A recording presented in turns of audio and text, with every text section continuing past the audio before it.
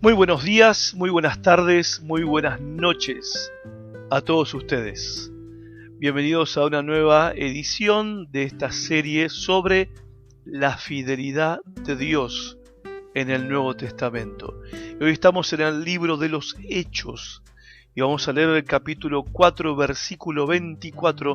En realidad el texto es hasta el versículo 30, pero vamos a leer estas palabras comenzando en Hechos 4:24, la segunda parte del versículo.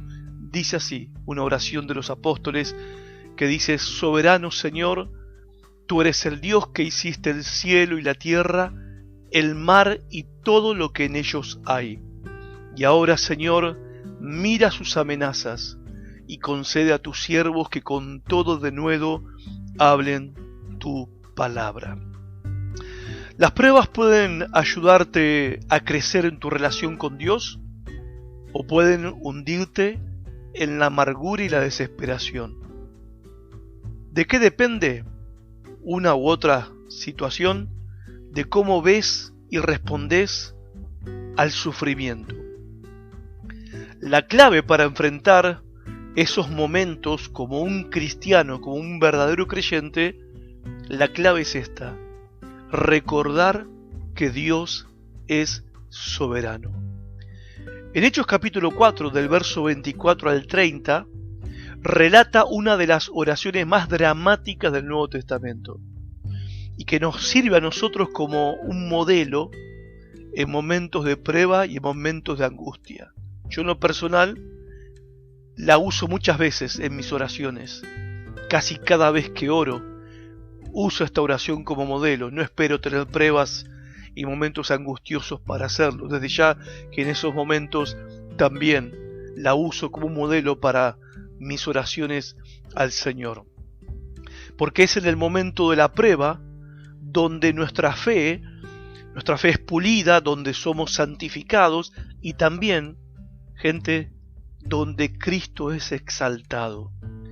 Lo que hay en el trasfondo de esta oración, lo vemos en Hechos capítulo 3, versículo 1 al 10, es que Pedro y Juan sanaron a un cojo de nacimiento.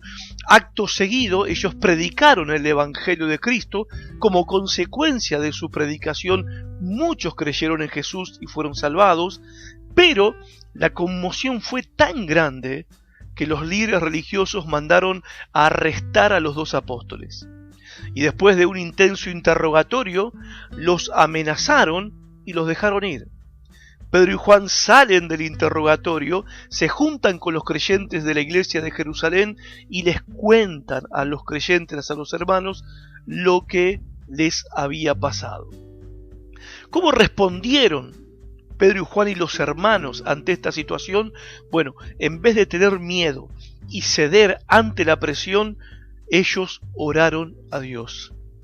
Y hermano, hermana, esa es la actitud que tenemos que tener. Es lo que Dios quiere que todo cristiano haga. Era la voluntad de Dios que ellos predicaran y que cumplieran con su misión. Por lo tanto, ellos no podían dejar de hacerlo. Y así Pedro y Juan se lo dijeron a las autoridades y por eso ellos fueron a Dios en oración. ¿Por qué? Porque en esta situación ellos reconocen que Él es el único que está en control de todas las cosas. Nuestros hermanos estaban conscientes del peligro, no eran inconscientes de que había peligro de ser encarcelados, de ser castigados. Poco tiempo antes, pero pocas semanas, Cristo, su Señor y Salvador, había sido crucificado por estas autoridades. O sea, el riesgo era grande. Y realmente ellos estaban jugando la vida. Sin embargo, la iglesia, los hermanos, nuestros hermanos, no respondieron con temor ni con ansiedad, sino que fueron al Señor en oración. Ahora, ¿en qué basaron ellos su oración? Y esto es interesante y es muy instructivo para nosotros también. Lo primero que la iglesia reconoció en su oración es que Dios es soberano. Así comienza la oración, con estas dos palabras: soberano Señor. ¿Qué implica soberano? Implica pleno poder y autoridad. Ellos sabían quién era Dios y quiénes eran ellos como siervos de este Dios. Ellos saben ¿A qué clase de Dios se están dirigiendo? A un Dios que tiene todo el poder y toda la autoridad. Lo segundo que la iglesia reconoció es que el Dios soberano es el creador. En Hechos 4:24 dice que Dios hizo, dicen ellos, el cielo y la tierra, el mar y todo lo que en ellos hay.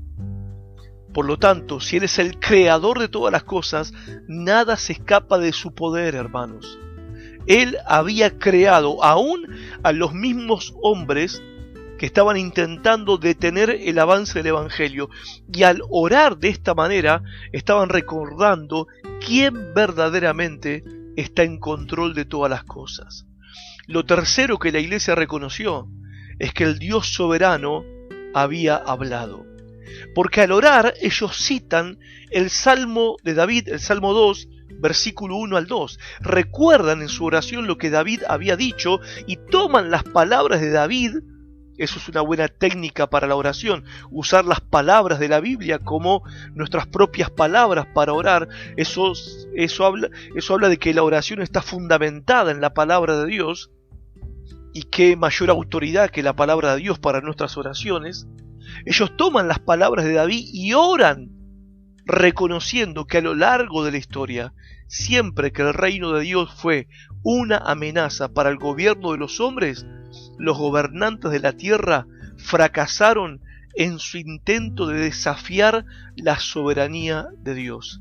Y al final, Dios siempre prevalece. Hermanos, Dios siempre prevalece. Y por más que los poderosos gobernantes de la tierra se levanten contra Dios y contra Cristo y contra el pueblo de Cristo, sin más remedio, ellos fracasarán. Ha pasado a lo largo de toda la historia y Dios lo volverá a hacer para con nosotros en este tiempo. Lo cuarto que la iglesia reconoce es que el Dios soberano estaba en control al enviar a Cristo para cumplir con su propósito. A pesar de que muchos conspiraron en contra de Jesús, esos enemigos no estaban haciendo otra cosa que la mano de Dios y el consejo de Dios habían determinado antes que sucediera. Hechos 4:28.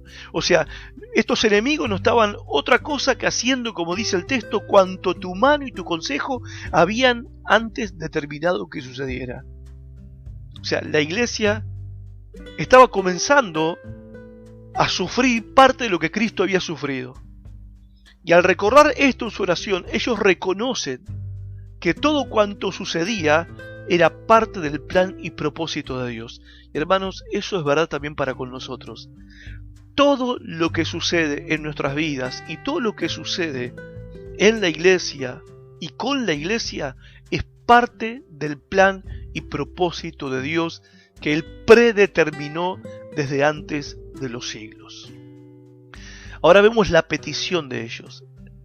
Ellos basan su oración en estos 4 puntos, en estos 4 reconocimientos que ellos hacen, y ahora basados en esto presentan su petición a Dios. Y el capítulo 4, verso 29 al 30 dice: y ahora, Señor, mira sus amenazas, oran los hermanos, y concede a tus siervos que con todo denuedo hablen tu palabra, mientras extiendes tu mano, para que se hagan sanidades y señales y prodigios mediante el nombre de tu santo Hijo Jesús.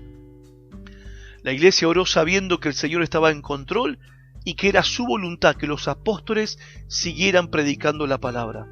Por eso pidieron valentía, pidieron valor, pidieron coraje, y que Dios estuviese con ellos, confirmando el mensaje que ellos predicaban con señales milagrosas. Es lo que tenemos que orar nosotros. Así tenemos que orar nosotros en este tiempo, pidiendo al Señor valentía y coraje, y pidiendo al Señor que confirme su palabra con señales milagrosas, que todos conozcan la gloria y el poder del nombre del Señor. ¿Y qué hizo el Señor? Con respecto a esta petición, fielmente le respondió. Dice el versículo 31, cuando hubieron orado, el lugar en que estaban congregados tembló, y todos fueron llenos del Espíritu Santo, y hablaban con denuedo la palabra de Dios. Hermanos, ellos en la hora difícil, en la hora de la prueba, no pidieron ser librados de la hora de la prueba. No pidieron juicio ni maldiciones para sus enemigos y opositores. Pidieron valentía para hacer su tarea como corresponde a cada creyente. El sufrimiento, hermanos, es inevitable. El Señor Jesús en Juan 16:33 lo afirmó. En el mundo tendréis aflicción, dijo el Señor. Pero se puede sobrellevar. Las aflicciones de la vida se pueden sobrellevar abrazando, entendiendo y afirmando la soberanía de Dios sobre nuestras vidas. Como creyente, necesitas pararte firme en esta realidad, en esta verdad de la soberanía de Dios sobre tu vida y vivir a la luz de esta verdad, confiando tu vida en sus manos. En el momento de la prueba, anda a Él en oración, sabiendo que está en control y confiando que hará su voluntad. Él será fiel en tener cuidado de tu vida, mientras vos cumplís con el ministerio de dar testimonio de Cristo. Pensalo. Que Dios te bendiga mucho. Hasta nuestro próximo encuentro.